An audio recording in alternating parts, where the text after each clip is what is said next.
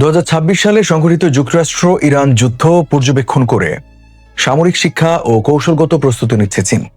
সূত্র অনুযায়ী ইরান যেভাবে সস্তা ড্রোন ও ক্ষেপণাস্ত্র ব্যবহার করে আমেরিকার ব্যয়বহুল প্রতিরক্ষা ব্যবস্থাকে চ্যালেঞ্জ জানাচ্ছে, তা থেকে বেইজিং তাদের ভবিষ্যৎ তাইওয়ান অভিযানের রূপরেখা সাজাচ্ছে।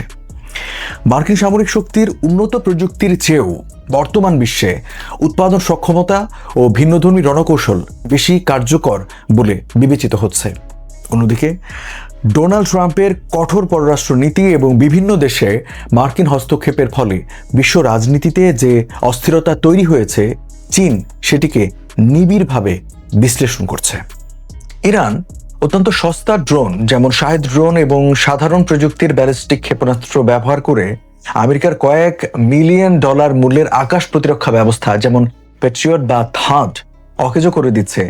চীনের সামরিক বিশ্লেষকরা দেখছেন যে একটি $20,000 ড্রোন যদি কোটি টাকার প্রতিরক্ষা ব্যবস্থাকে ব্যস্ত রাখতে পারে, তবে যুদ্ধের জয় কেবল প্রযুক্তির উপর নয়, বরং উৎপাদন সক্ষমতা এবং কৌশলের উপর নির্ভর করবে। চীন বিশ্বের শীর্ষ ড্রোন উৎপাদনকারী দেশ। বিশ্লেষকদের মতে চীনের বেসামরিক কারখানাগুলো বছরে প্রায় 100 কোটি ড্রোন তৈরি করার সক্ষমতা রাখে।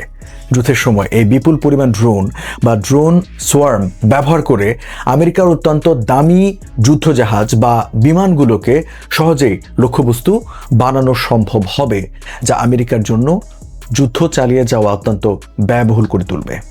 এই যুদ্ধের মাধ্যমে চীন সরাসরি দেখতে পাচ্ছে যে মার্কিন বাহিনী বিপদের মুখে কিভাবে প্রতিক্রিয়া জানায় এবং তাদের কমান্ড স্ট্রাকচার কিভাবে কাজ করে। এটি চীনকে ভবিষ্যতে সম্ভাব্য তাইওয়ান যুদ্ধের প্রাক অনুশীলন হিসেবে সাহায্য করছে। দীর্ঘস্থায়ী ইরান যুদ্ধের কারণে আমেরিকার অস্ত্রের মজুত উল্লেখযোগ্যভাবে কমে গেছে বলে জানা গেছে। এটি এশীয় অঞ্চলে বা তাইওয়ান ইস্যুতে আমেরিকার তাৎক্ষণিক হস্তক্ষেপ করার সক্ষমতাকে কমিয়ে দিতে পারে, যা চীনের জন্য একটি বড় সূচক। ইরান যুদ্ধ বৈশ্বিক জ্বালানি বাজার এবং সরবরাহ ব্যবস্থাকে অস্থিতিশীল করে তুলেছে।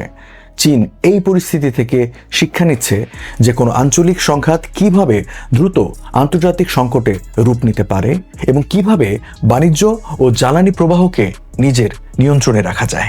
চীন শিখছে যে কেবল সামরিক জয় যথেষ্ট নয়।